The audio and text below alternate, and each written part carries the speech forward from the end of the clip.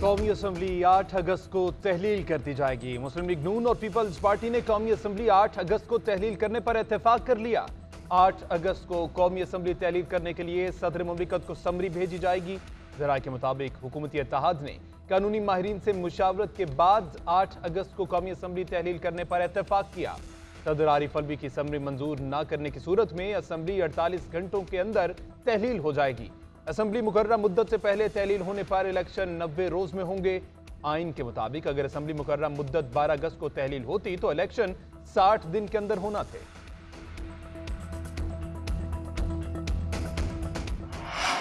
Civilians के military trial के खिलाफ समाअत विफाकी हुकूमत की फुल कोर्ट बनाने की इस्तदा मुस्तरद।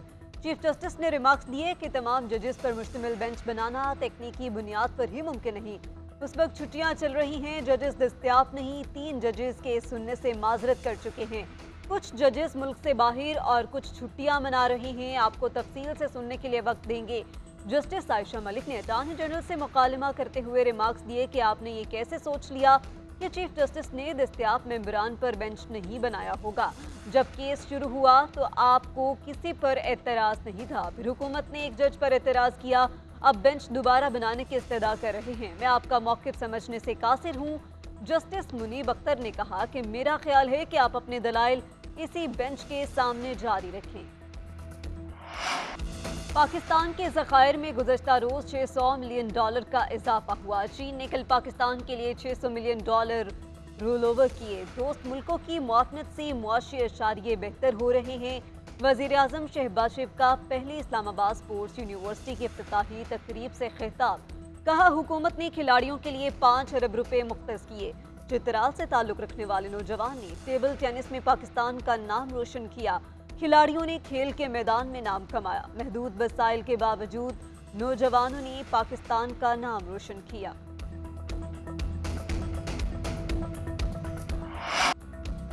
रुपए के मुकाबले में डॉलर तगड़ा। इंटरबैंक में अमेरिकी डॉलर 3 रुपए महंगा हो गया, 282 रुपए 26 पैसे का हो गया। गुज़श्ता रोज डॉलर 279 रुपए 26 पैसे पर बंद हुआ। ओपन मार्केट में डॉलर की कदर में 1 रुपया इजाफा 287 रुपए में फरोख्त हो रहा है।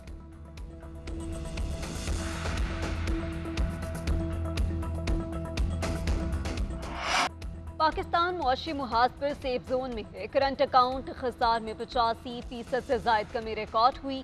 पाकिस्तान ने तमाम बैरूनी अदायगियां बर वक्त की हैं। डिफॉल्ट कहीं नहीं हुआ। कुछ पंडित बैठकर कह रहे थे कि पाकिस्तान डिफॉल्ट कर जाएगा। ये वही लोग हैं जो मुल्क को डिफॉल्ट की सतह पर लेकर गए थे। वजीर खजाना इसहाक डार का कहना है कि माली साल 2022 और 23 के करंट अकाउंट खसारे के नंबर मुकम्मल हो गए हैं। जून में करंट अकाउंट सरप्लस $334 मिलियन रहा। सालाना करंट अकाउंट खसारा $2 अरब 56 करोड़ रहा। बुशरा बीबी का पहला निकाह इद्दत में हुआ। गैर शरई निकाह केस काबिल समात है। सिविल कोर्ट ने तफसीली फैसला जारी कर दिया। चेयरमैन PTI और बुशरा बीबी को 20 जुलाई के लिए नोटिस जारी। निकाह ख्वाह मुफ्ती सईद के मुताबिक उन्होंने निकाह 2 मरतबा पढ़ाया। जनवरी में निकाह के बाद बताया गया बुशरा बीबी इद्दत में है। दरख्वास्त गुजार के मुताबिक पहला निकाह जनवरी में लाहौर और दूसरा फरवरी में इस्लामाबाद में हुआ। इद्दत में निकाह मुबैना तौर पर जुर्म का इर्तकाब है। मामला अदालती दायरे इख्तियार में आता है क्योंकि बनी गाला इस्लामाबाद की हुदूद है।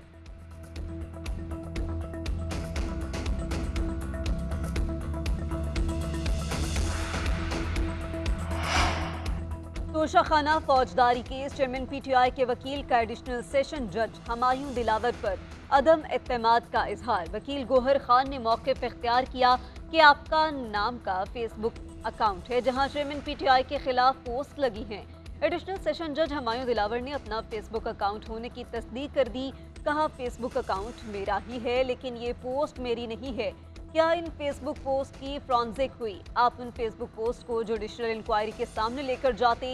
PTI जैसे ट्रोलिंग करती है वैसे ही गोहर अली ने भी ट्रोलिंग की। अदालत ने हाजिरी से इस्तिस्ना और अदम एतमाद की दरख्वास्तों पर फैसला महफूज कर लिया।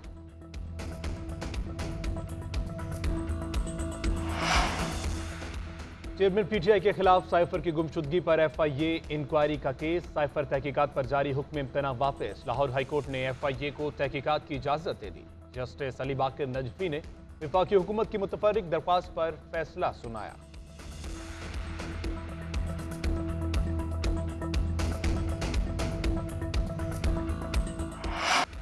परवेज खटक की पाकिस्तान तहरीक इंसाफ पार्लियामेंटेरियन इब्तिदा में ही मुश्किलात का शिकार। मुश्ताक गनी, ज़ियाउल्लाह बंगिश, मुसव्विर खान, इफ्तिखार मुशवानी, आजम खान और ज़ैरुल्लाह गिरान की पार्टी में शमूलियत की तरदीद।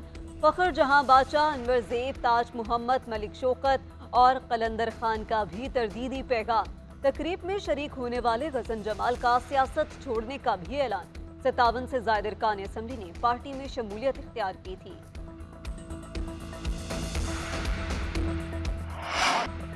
पीपल्स पार्टी पार्लियामेंटेरियन जब लॉन्च हुई तो उस वक्त पार्टी क़यादत की हिमायत हासिल थी। शाह महमूद कुरैशी कहते हैं पीटीआई पार्लियामेंटेरियंस को पार्टी क़यादत की मुखालफत का सामना करना पड़ेगा। वहां मौजूद अरकान की अक्सरियत ने पार्टी से इजहार ला ताल्लुकी कर दिया है।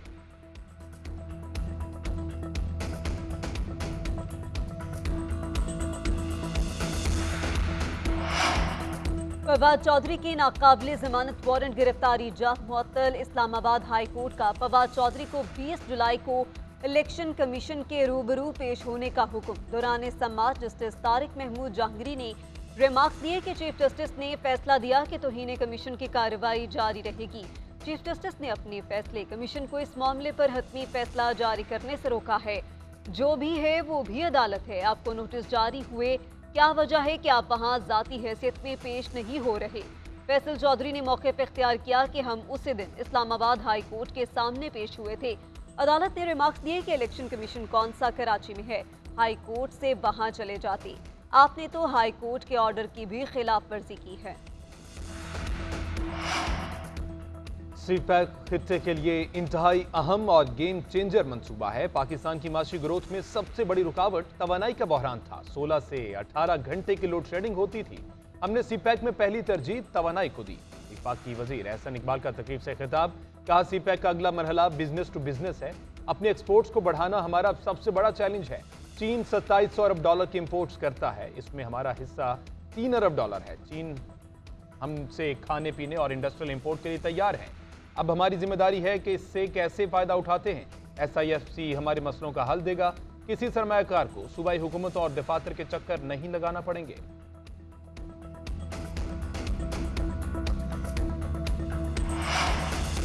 वाशिंगटन में पाकिस्तानी सिफारत खाने की पुरानी इमारत निजकारी कमीशन की इजाजत के बगैर फरोख्त किए जाने का इंकशाफ। कायमा कमेटी बराए निजकारी के इजलास में वजारत खारजा के हुकाम ने इख्तराफ किया कि वाशिंगटन में सिफारत खाने की पुरानी बिल्डिंग 71 लाख डॉलर में पाकिस्तानी बिजनेसमैन को फरोख्त की गई। कन्वेंशन सेंटर इस्लामाबाद की मलकियत का तयन किए बगैर निजकारी फहरिस्त में शामिल करने का इंकशाफ भी हुआ। PTCL के निजकारी पॉलिटिकल थी, इसलिए मामला ताहाल ठीक नहीं हो सके। 800 मिलियन डॉलर की रकम हासिल करने के लिए हुकूमती सतह पर इकदाम ना किए गए तो पैसे नहीं मिलेंगे। PTCL के निजकारी के मुआहदे पर वो पार्टनरीज भी लिख दी गई जो हुकूमती मलकियत में नहीं थी।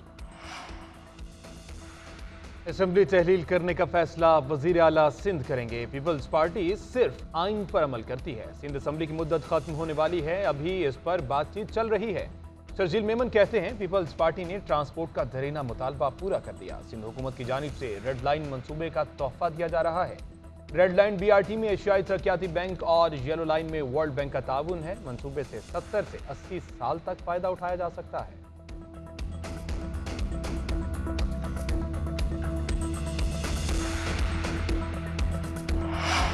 पंजाब हुकूमत ने सरकारी मुलाजमीन की तनख्वाहों में 30% इजाफा कर दिया। सरकारी मुलाजमीन की तनख्वाहों में इजाफे का नोटिफिकेशन जारी। बुनियादी तनख्वाह में 30% इजाफा किया गया। पेंशन में 5% इजाफे का नोटिफिकेशन भी जारी। सरकारी मुलाजमीन ने कई रोज धरना दिया। विफाक के बराबर तनख्वाहें और पेंशन में इजाफे का मुतालबा किया था।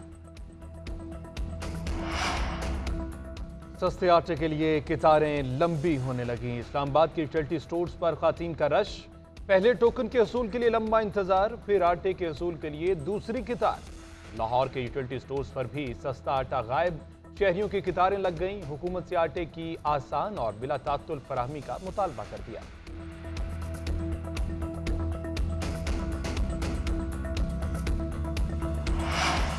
मुजफ्फरगढ़ में थर्मल कॉलोनी से 3 बच्चियों की लाशें बरामद। पुलिस के मुताबिक तीनों बहनों की उम्रें 7 से 11 साल के दरमियान है। गुज़श्ता रात लापता हुई थी।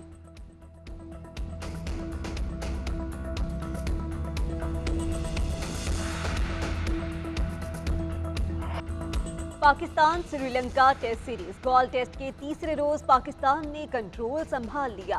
पहली इनिंग्स में श्रीलंका पर 70 रन की बढ़तरी हासिल कर ली। साउथ शकील के नाकाबिले शिकस्त 161 रन।